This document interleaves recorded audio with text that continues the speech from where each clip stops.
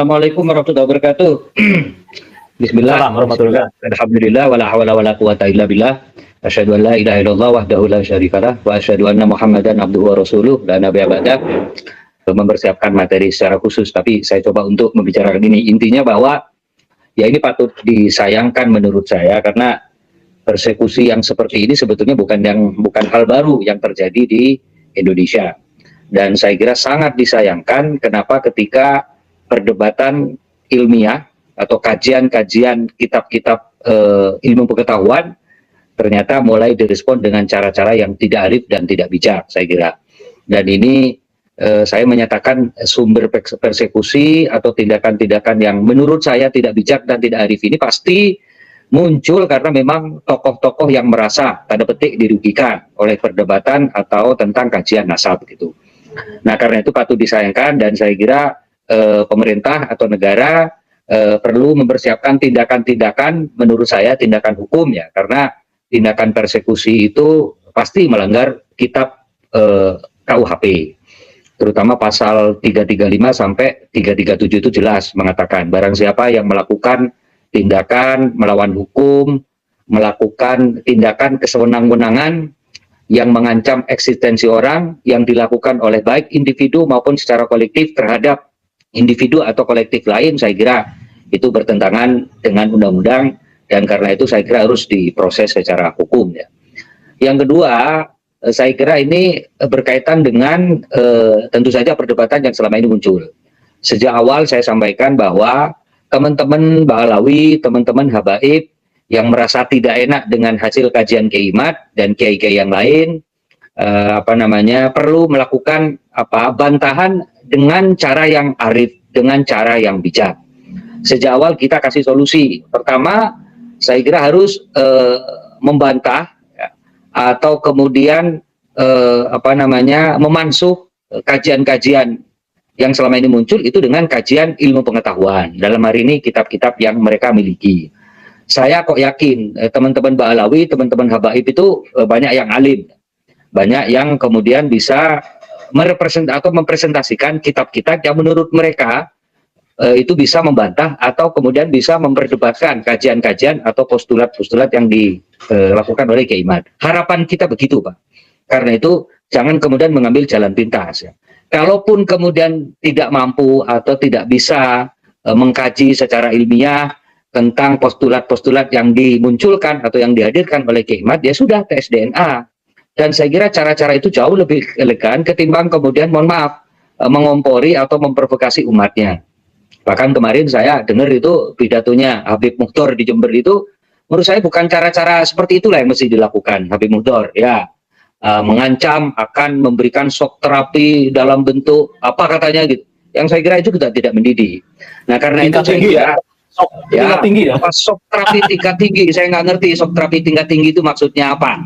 Tetapi analisis saya, shock terapi tingkat tinggi itu bukan cara-cara ilmiah, bukan cara-cara yang islami ya. Dan saya kira cara-cara itu kuno lah, jangan dilakukan di Indonesia yang sekarang umat sudah mulai cerdas, umat sudah mulai paham tentang bagaimana cara menyikapi dan melakukan tindakan atas kajian-kajian ilmiah.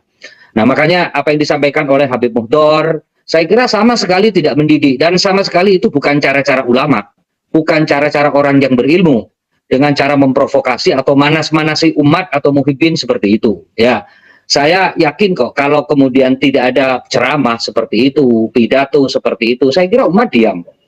Saya kira umat menyikapi secara bijak, secara arif. Jadi jangan dikompor-komporin seperti itu. Ya.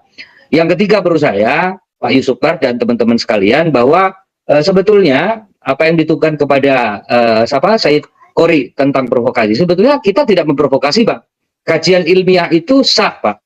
Dan hasil intelektual itu sah, Pak. Bukan provokasi. Nah, sementara kemudian, saya nggak ngerti juga ya para muhibbin ini, gimana cara kemudian menyampaikan. Para muhibbin saya kira ingatlah bagaimana Habib Bahar mencaci maki presiden kita, bagaimana Habib Bahar kemudian bin Smith itu memberikan pidato, memberikan ceramah yang saya kira sama sekali tidak mendidik umat ya. Bahkan ngomporin, pernah suatu saat berceramah sambil mengeluarkan senjata dan seterusnya. Masa cara-cara seperti itu yang kemudian dituruti oleh muhibbin? Masa cara-cara begitu yang mestinya kita berikan, kita jadikan panutannya? Kita juga tahu bagaimana Habib Rizik misalkan menghina, mohon maaf, ya, orang yang kita cintai bersama-sama, Al-Mukarram Kiai Haji Abdurrahman Wahid. Saya nangis, Pak. Yang bilang bahwa Gus Dur itu buta hati dan buta mata dan seterusnya. Bagaimana mereka menghina, Habib menghina tokoh-tokoh kita. Bagaimana Habib kemudian memberikan statement yang menurut saya sama sekali tidak mendidik. Bukan hanya provokasi, tapi menghina, Pak, itu. Menghina pemimpin kita, menghina ulama-ulama kita, dan seterusnya. Kenapa Muhyiddin tidak protes waktu itu? Dan saya kira ini, menurut saya, teman-teman Muhyiddin, umat Islam di Indonesia juga harus bijak, ya, dan harus bisa membedakan mana ulama yang alimul alamah dan mana ulama yang punya tingkah laku yang patut dijadikan panutan, ya. Belum beberapa oknum Habib, ya, kalau disebut oknum Habib, yang membolak-balikkan sejarah, Pak. Ini yang saya kira juga jadi masalah. Makanya sekali lagi ini patut disayangkan, dan saya sebagai warga Indonesia, warga Nahdlatul Ulama, juga pecinta para sayyid dan syarif, pecinta keluarga atau dzurriyyah Nabi, merasa kecewa, Pak. Kenapa kok seperti ini terjadi? Makanya saya kadang mikir, ini organisasi Robitoh Alawiyah itu kerjanya apa? Ini Robitoh Alawiyah programnya apa, gitu kan? Jangan hanya fokus kepada program-program untuk memastikan bahwa mereka keturunan dzurriyyah Nabi. Memang itu penting, tetapi saya kira Robitoh Alawiyah harus berpikir keras, ya. Tertibkan itu oknum-oknum habaib yang menjadi anggota RA atau Robitoh Alawiyah itu. Robitoh Alawiyah jangan diam saja melihat beberapa habaib yang pidatonya seperti itu. Terakhir kemarin itu ada orang atau yang mengaku habib yang menghina begitu kejamnya terhadap Menteri Agama kita, Gus Yakut. Masa Menteri Agama kita dibilang iblis? Masa Menteri Agama kita dicaci, dihina seperti itu? Itu menghina itu, Pak. Dan itu bisa dituntut secara hukum. Saya juga nggak ngerti kenapa orang-orang menerima begitu saja statement atau ceramah-ceramah yang menurut saya bukan tidak hanya mendidik, Pak, tetapi juga menghina pemimpin-pemimpin kita, menghina ulama-ulama kita, menghina tokoh-tokoh kita. Makanya sekali lagi, tolong Robitoh Alawiyah sebagai organisasi yang punya otoritas untuk ngurusin Ba'alawi dan para habib di Indonesia, itu harus bersikap, Pak. Dan saya kira Robitoh Alawiyah itu harus punya program atau agenda yang lebih produktif lah, di samping memastikan dan ngurusin masalah dzurriyyah Nabi atau keturunan Nabi. Yang kedua, saya kira tolong itu dijaga, itu terutama habib-habib yang muda-muda, yang ceramahnya sembarangan, yang tidak ada isinya kadang-kadang, tetapi juga ceramahnya justru ngomongin orang, ceramahnya juga ngerasanin orang, bahkan mungkin menghina tokoh-tokoh itu kita. Itu nggak benar, Pak. Apa yang kemudian dilakukan oleh Robitoh Alawiyah dengan melihat anggotanya yang seperti itu? Yang ketiga, menurut saya, mestinya Robitoh Alawiyah itu hidup di Indonesia. Ikutlah aturan main di Indonesia. Hidup di bangsa Indonesia. Maka ikutlah undang-undang yang berjalan di kita. Ikut atau hidup di Indonesia. Maka itu aturan main, norma, tradisi, adat istiadat yang ada di Indonesia, Pak. Saya kira ini penting, Pak.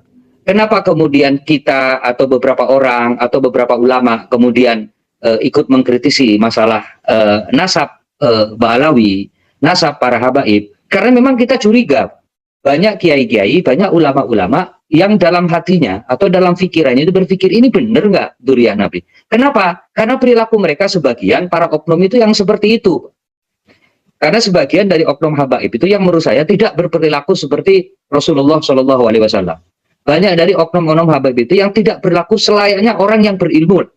Banyak mereka atau oknum-oknum itu yang berperilaku yang menurut saya jauh dari aturan atau prinsip-prinsip dalam berceramah dalam Islam. Saya kira itu masalah, dan saya kira Robitoh Alawiyah sebagai organisasi yang menaungi para habaib di Indonesia harus bersikap, jangan diam. Kalau tidak mampu dan tidak bisa meyakinkan umat dengan cara ilmiah bahwa habaib di Indonesia itu adalah dzurriyyah Nabi, ya sudah, kemudian melakukan kegiatan-kegiatan yang produktif. Saya sebetulnya minta kepada Robitoh Alawiyah bikin program yang produktif. Satu, misalkan masalah kita di Indonesia itu banyak, Pak, dan sampai sekarang belum bisa teratasi bersama-sama. Masalah kemiskinan, ya, masalah kemudian pengangguran, masalah serangan narkoba, masalah kemudian judi online, dan masalah-masalah lain yang mestinya itu yang mendesak untuk digarap. Bukan kemudian bikin ceramah, mohon maaf, menurut saya ngawur, Pak. Bukan kemudian bikin statement yang kemudian sama sekali tidak membuat umat ini tenang, tetapi justru membuat umat ini gaduh. Bikin statement yang justru tidak kemudian membuat umat ini lebih nyaman hidup, ya, tetapi juga membuat umat